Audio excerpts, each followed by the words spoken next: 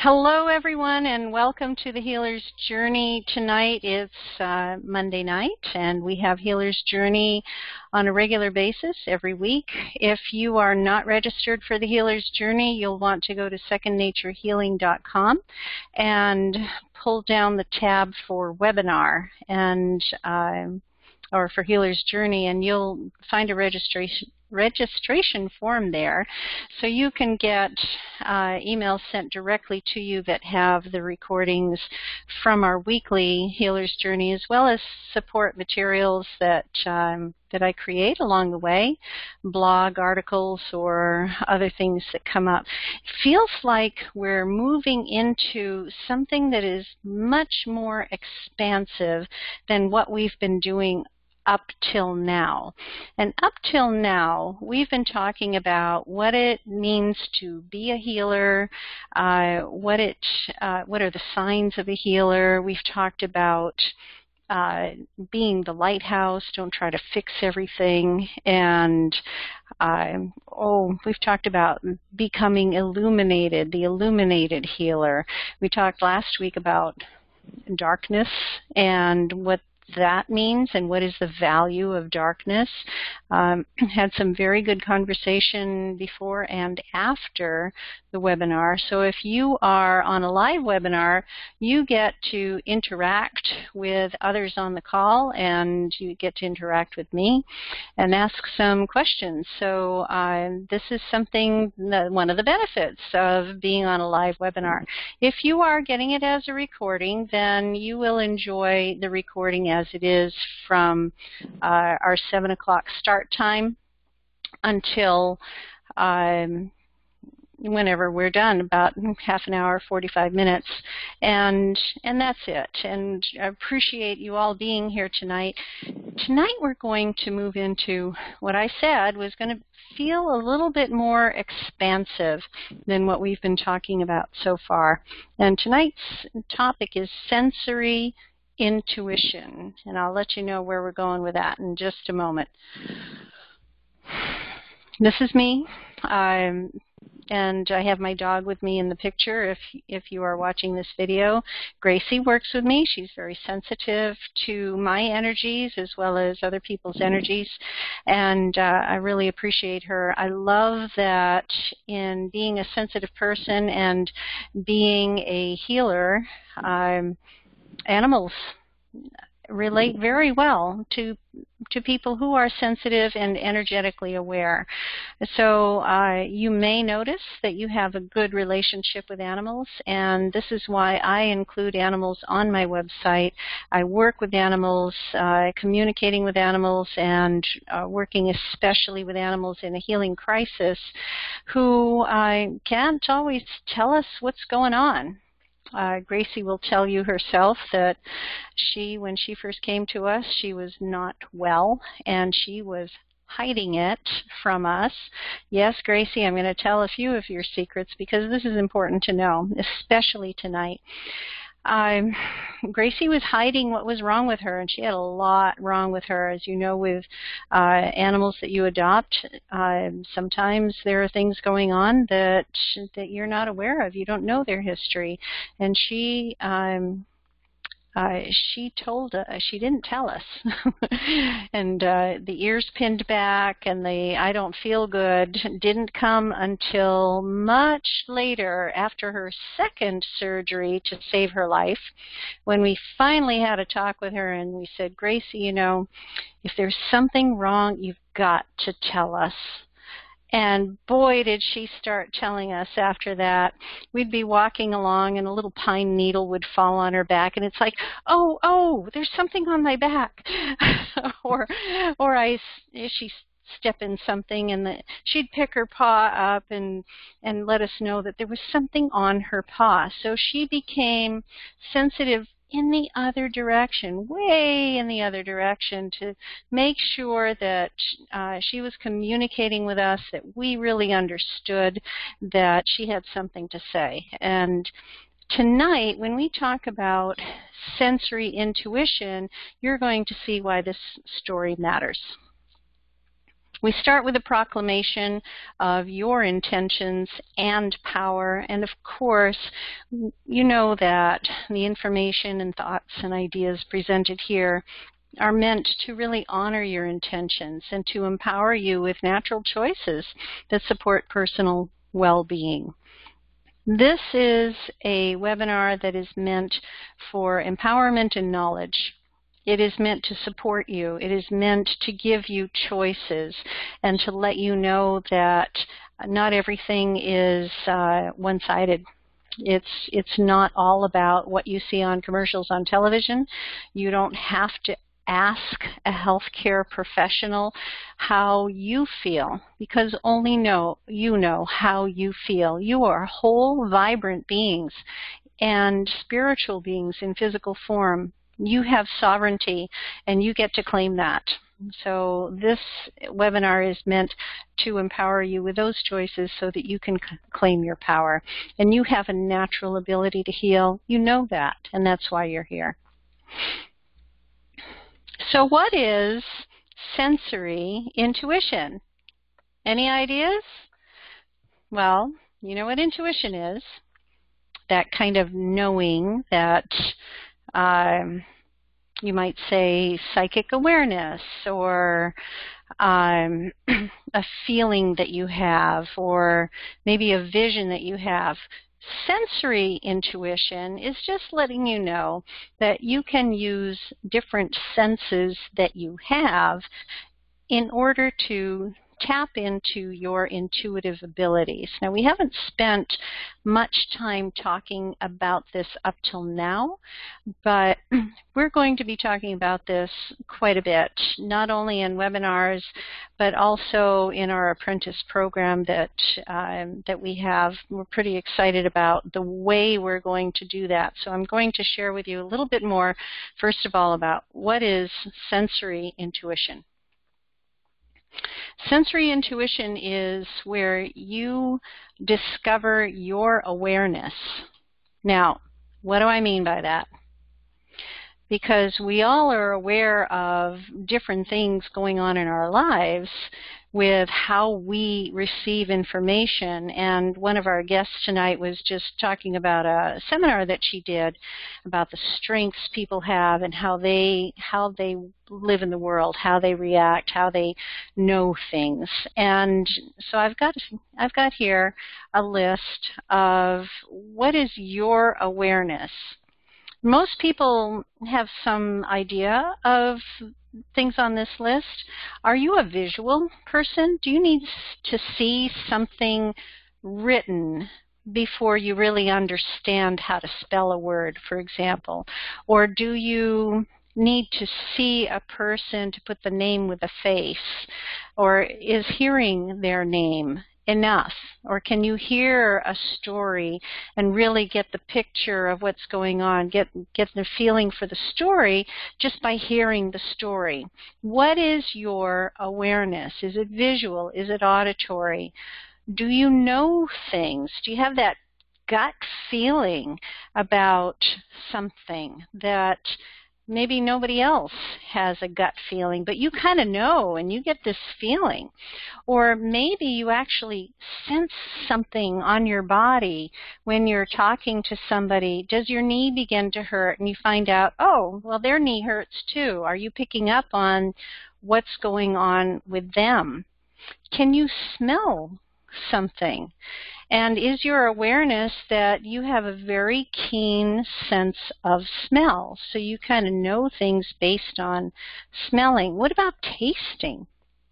Now, this is a very interesting awareness. Can you imagine tasting something just when somebody gives you the idea of chocolate, lemons,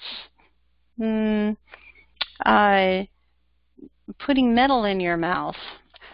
You know, you wouldn't do that, right? But you'd know what it tastes like because you've done it before.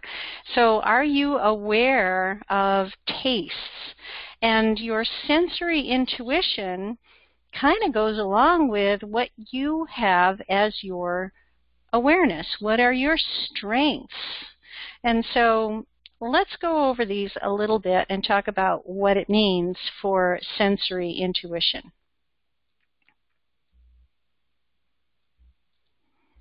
Oh, let's just go back. All right. If you have a visual awareness and your sensory intuition is mostly visual, what might that mean for sensory intuition? Well, it could mean that when you close your eyes and meditate, it could mean that you've got a picture in your mind. Okay, everybody close your eyes now and just, if I say Statue of Liberty, do you see the Statue of Liberty in your mind? Yeah? Okay, what if I say apple? Do you see the apple? Or are you smelling the apple? Is somebody making apple pie and you can actually smell the apple pie? All right, so again, closing your eyes, there's a reason why we close our eyes here when we're practicing sensory intuition, and that is to remove as many other stimuli as possible. And visual is one of our biggest stimuli because we use our eyes all the time. Yes, we use our ears too. Yes, we use our touch too, but boy, our eyes, we really rely on them quite a bit, don't we? And so closing your eyes, being in a quiet place, a quiet room, excluding all other sounds if possible. Maybe some noise-reducing headphones are a good idea. Also, being comfortable so that you're not focusing on any feeling you have in your body. Maybe it's pain because your legs are crossed or you're not in a comfortable chair. You want to reduce as many of those extra stimuli as possible when you are discovering your awareness and when you are becoming meditative. Okay, so let's close our eyes a minute again. And when I say apple, what are you noticing? Are you seeing the apple? Are you hearing the crunch of the apple if you bite into it? Are you smelling the apples? Are you cutting them? Are you feeling them? Are they juicy in your mouth? What color are you looking at? Is it red? Is it green? Is it one of those kind of reddish, yellowish ones that are so delicious? Are you being triggered for a memory about apples? Do you remember picking them? Is there laughter? Did you have a good time? So these awarenesses are really important when you are beginning to develop your sensory intuition. Your first step is becoming aware of how you receive information. What are your strengths? What is it that cues you into what's going on? When you first walk into a room and there are a lot of people there, what's the first thing you notice? Do you notice how it smells? Do you notice how it feels? Do you notice the number of people in there? What is it that gets your awareness, gets your attention with your awareness? So these are things that I want you to be thinking about. Now, there's also emotional awareness. You can call this being empathic, empathy. And there are various levels of sensitivity to emotional awareness. Let's talk for a moment about what is emotional awareness. So emotional awareness is how you feel about something. But it's not just how you feel about something.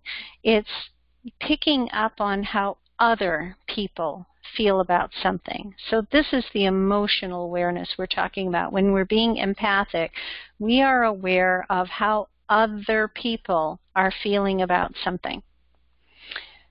So, for example, are you talking to somebody who is stressed out? And when you're talking to them about them being stressed out, are you picking up on their panic? Is your heart rate increasing? Are you noticing a tightness in their throat? Are you feeling like you want to cry? And knowing that it's not you going through this stressful situation, it's them. They are the ones going through it. You're tapping into how they feel. So you're tapping into what their emotion is. So you're empathic. Now, everybody is empathic to some degree. We have various levels of sensitivity, and I just put a 1 through 10 on there. You know, kind of think about where you're at in your level of sensitivity and what does it mean? How do you feel about your sensitivity? This is a big deal. There are some people who are really, really empathic. They are so sensitive to other people's emotions, and they don't know how to handle it. It's overwhelming to them. And so if something is overwhelming to them, what might a person like that tend to do if they're feeling overwhelmed? Right? They might shut down. They might close off. They might not leave the house. They might avoid contact with other people because they don't want to feel overwhelmed. They don't want to feel vulnerable to other people's emotions. So a high level of sensitivity can actually be a good thing or a bad thing. In this case, what we've been talking about so far is like, ooh, not so good, right? Because if somebody is empathic and they can't handle it, well, that's not very healthy for them. They can't live their lives the way they want to live their lives. So they're really, really sensitive and they are overwhelmed. Not a good combination. Okay, what about somebody who's really, really sensitive and can handle it? Can be among other people, can notice what they notice and not get involved in it, not be overwhelmed by it, not feel like it's their pain, but somebody else's, and they recognize it. And this is what we're really going for. We're going for an emotional awareness in sensory intuition where you can separate yourself, so separate yourself from feeling the other person's emotions to your detriment. You don't want to feel that to your detriment. You want to recognize it. You want to notice it. You want to say, okay, I received this information. I can feel this happening somewhere on my body, or I feel the sadness, or I feel whatever it is they're feeling, but okay, it's not mine. It's gone now. So you're not owning it. You're not taking it on. Do you see the difference? Yeah? Mm-hmm. Okay, great. When you see the difference like that, you can understand then that your level of sensitivity is a great thing. You want a high level of sensitivity, but at the same time, you want a high level of handling it. This is where your skill comes in. This is where it's important to develop your skills so that you can be sensitive and not be involved in it, not be feeling the pain and the emotions to your detriment. That's part of being a healer, is being sensitive to other people, but not being drawn into it, not taking it on yourself. Now, I imagine that you've all experienced situations where you have taken on other people's pain and other people's sadness, right? It might be common among mothers, parents in general, good siblings, good friends.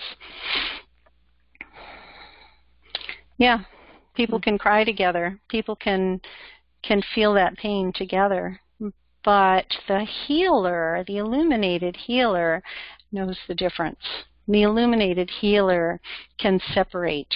The illuminated healer has skills in place for staying grounded, for being protected, for keeping their energy separate and safe, keeping their intentions, keeping their sacred space clear, and being totally aware of what is going on with somebody else. Big deal, huh? This is a really huge topic, and one that is a skill that people would really like to hone in on. They would really like to know how to do that. And it takes some practice, but we'll get there. All right. Spiritual awareness. We talked about emotional awareness, now spiritual awareness. Of course, we know that there is spirit in all things. And when you develop your spiritual awareness, you connect with the spirit in all things. You connect with all that is.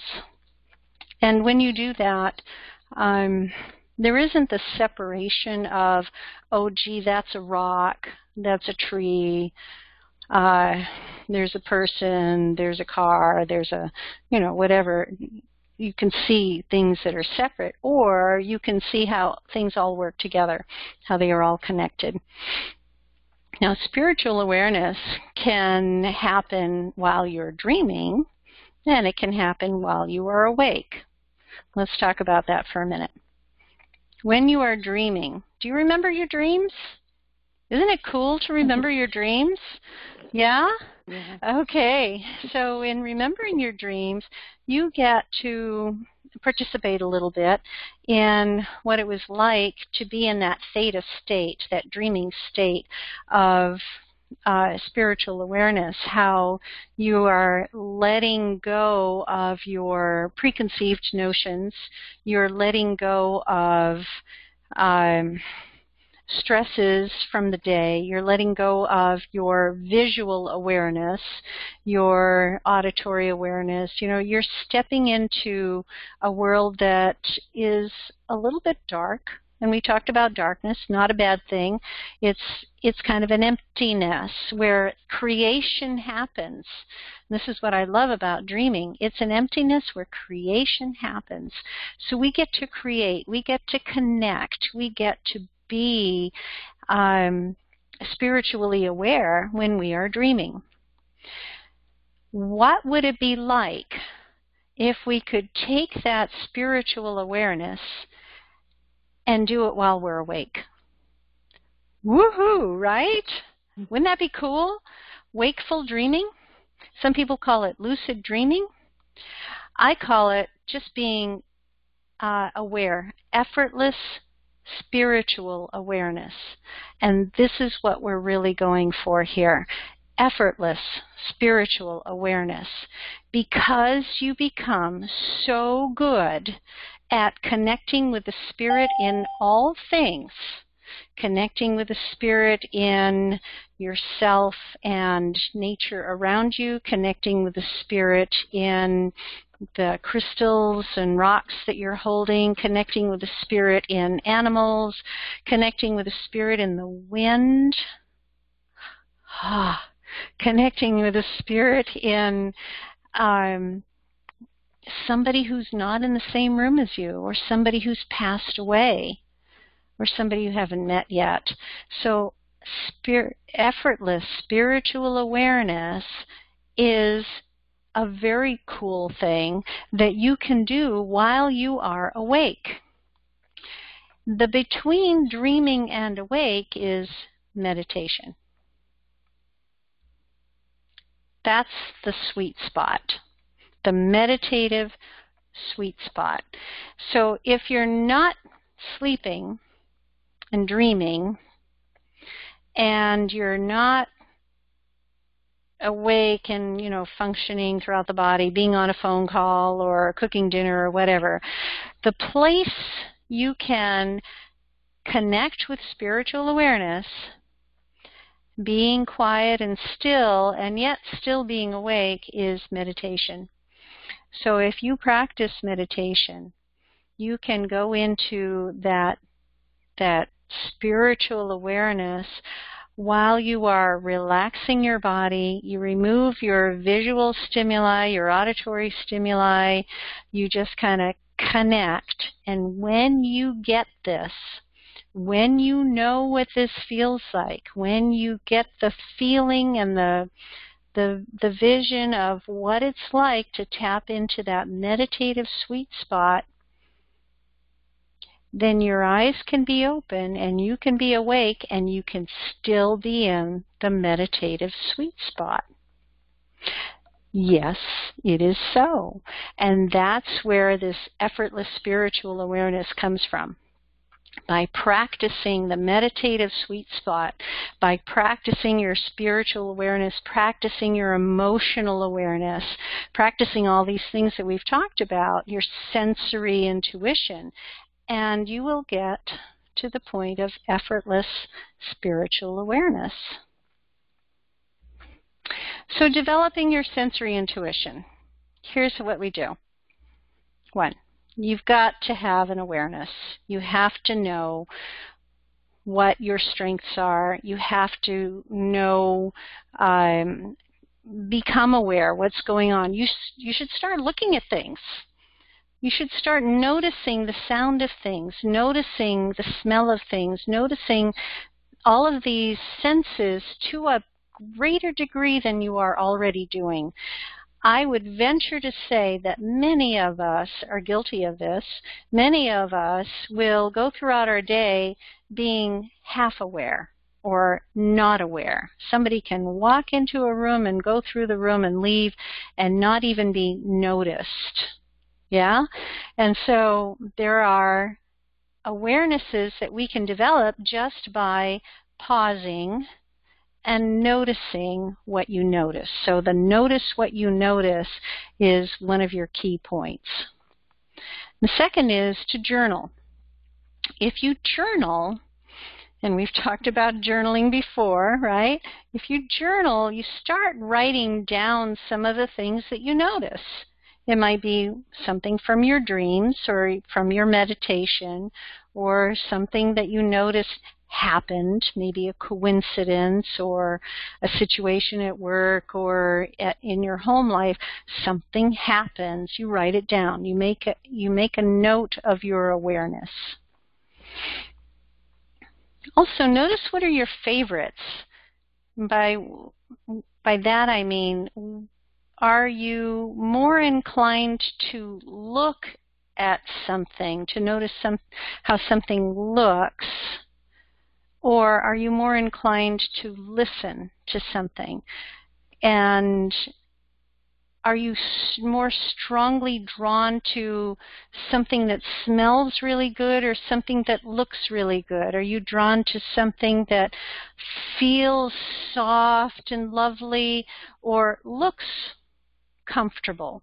Do you see where I'm going with this? If you're attracted to, let's say, a particular car, why? Is it the color of it? Is it how comfortable it feels? Is it how fast it goes? So you can relate how your awareness is to what your favorites are. So notice what your favorites are. Where do you tend to go? And what are your challenges? Because what you ultimately would like to do, I'm sure, since you're watching this video, since you're participating, is you want to get it all right. You want to do it all. You don't want to just see things. You don't want to just be clairvoyant. You want to hear things. You want to feel things. You want to know things. You want to taste things. So when you are making notice of your awareness, when you're journaling and you're noticing what your favorites are, notice what your challenges are. Gee, I like this car because it's a great color, but yeah, that's all I got. I just like the color. Okay, so what's your challenge in that case? It might be that you're not picking up on how something feels or how something smells. So Work a little harder then to develop the senses that you tend to not be going to in the first place. So work a little harder at developing other senses. Also, set some goals for yourself. What are your goals? Do you want to be clairvoyant and clairaudient and clairsentient? Do you want to know all of those things? Do you want to really develop all of your magic, all of your medicine? Do you want to do all of it, or just be really good at one thing? And I will tell you now, you can do them all. If you want to, you can do them all. So set your goals and practice. You've got to practice. If this is something you want to do, then you integrate it into your life. When you integrate it into your life, you're always doing it. You're always noticing. You're always practicing. You find time every day to meditate. And believe me, once you get started on this, once you begin to integrate, once you begin to know what it feels like to be intuitive, it'll come a little easier. You're saying yes to something, and Spirit is going to say, here you go. I love how that works. Trust. Trust is the final element. So many people don't trust themselves. Gee, did I really see that thing? Or was it just, me making something up? Did I really know that was going to happen? Or did somebody tell me something and that's why I kind of knew? You have to trust yourself. If you get a flash of information, and this is how information usually comes, it's a flash. It's a thought. It's an idea. It's a color. It's a thing. It's a knowing. When you get that flash, yes, it's real. Trust it. When you start thinking about things and analyzing them and getting into your head, you've missed it. It's gone. So trust the flash. Trust the instant that you get the information, because that's the real thing. We have an apprentice and mentoring program that includes sensory intuition. I'm really excited to share this with you because in the past, what I've done is in conjunction with Reiki classes or separate from Reiki classes, we've had these workshops going on. We've had workshops on crystals and grids, and we've had workshops on essential oils and workshops on becoming psychic and auras and all of these different workshops, and they're so cool and so much fun, and we've really loved them all. And over the years, we've learned that what people really want to do is more. So this is how we are using it now, and we are developing as more, and that is sensory intuition. So the Sensory Intuition Apprentice Program is our gold standard apprentice program. And what that means is that's all we're going to have is sensory intuition. People want to learn how to become more sensitive, how to become psychic, how to use the tools, how to be in the world and integrate all these things, and that's what we're going to do. So each time you come to a sensory intuition apprentice program, you're going to be developing your intuition by using the exercises and practices that we are offering. So sometimes we'll be focusing more on one aspect and sometimes on a different aspect. And so each time you come, it's going to be different for you because you're going to be different. We'll offer different exercises, so you might get to repeat something you've already done before and get a new level of it, and you might experience something completely different. So we're very excited about this sensory intuition program that will be happening here and there on the calendar when we have time for it. It's also something that's available if you request it as part of the mentoring program. So that's for people who are saying, hey, you know what? I don't have time for class. I need this now. And okay, well, we've got a way we can do private mentoring sessions to get you the information that you want and the experience that you want. And we're here for you for that. The Illumination Reiki program has been a big hit. We're also very excited about that. We'd love for you to join us. We're in the middle of the Illumination Reiki Series 1 on personal energies, which is Illuminated Self. That's the name of the series. But that one will be repeating. It is available for people who are attuned to Reiki 1 and 2. So that one will probably be available again late summer, early fall. And IlluminationReiki.com is live. I love that people are saying, my mind is blown. I've been reading this stuff for years, and here you've done it all in one class. To become illuminated and enlightened. It's pretty amazing. We're getting some very good feedback and personal emails I cannot share with you, but the way to experience it is just to join us. Where will your path lead you? I just am wondering, and I love that you are here. I love that you are watching and participating, and I love to hear the stories of where you're coming from and where you're going. It means a lot to me that we are together on this journey, and I'm just excited for you. I want to know where your path is leading you. Leave me some feedback. After watching this video, send me an email or give me a call. I would love to know what you're thinking about the webinar series and what you would like to talk about in future webinars. The best way to reach me is through my website, secondnaturehealing.com. You can also visit illuminationreiki.com. You can email me at rosemary@secondnaturehealing.com.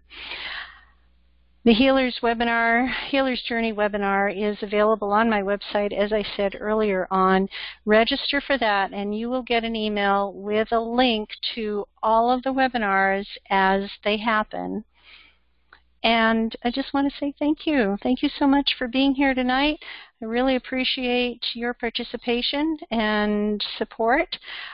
Give me a call. Shoot me an email. I'd love to hear from you. Take care, and have a good night.